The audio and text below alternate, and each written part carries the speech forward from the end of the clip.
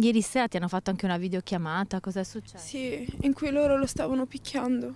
Chi lo stava picchiando? Alla polizia. Ma lui ti ha fatto una videochiamata? I ragazzi hanno fatto videochiamate e si vedeva che loro l'avevano messo in ginocchio e lo stavano picchiando.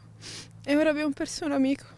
Assia è un'amica di Osama Ben Rabah. Ieri sera, negli attimi concitati in cui il 23enne tunisino veniva bloccato dai poliziotti, ha ricevuto una videochiamata da parte di un altro conoscente, uno dei ragazzi che era lì sull'argine, che le mostrava quanto stava accadendo. La ragazza dice di aver visto gli agenti picchiare il 23enne. Era una brava persona e non meritava questa fine. Nessuno la merita. E non è giusto. E non è il primo e non sarà l'ultimo. E secondo te perché stavano scappando Perché dalla aveva polizia? paura, perché la polizia quando li ferma li picchia sempre.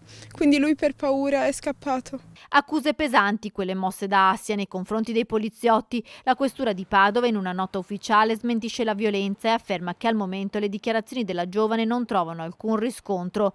Ad ogni buon conto, ogni approfondimento investigativo sulla vicenda sarà valutato dall'autorità giudiziaria, conclude la nota della questura. Ci sarebbero anche dei testimoni estranei ai fatti, non appartenenti alla polizia, che potrebbero confermare la dinamica. Questa mattina molti amici di Osama Ben Rabah si sono precipitati sul luogo del ritrovamento del corpo senza vita del 23enne morto annegato nel fiume Brenta. La disperazione della moglie è sorretta dalla comunità tunisina, il dolore degli amici che osservano il recupero della salma. Il 23enne tunisino, padre di un bimbo piccolo, era arrivato a Padova da poco, pare facesse qualche lavoretto in nero per mantenere la famiglia.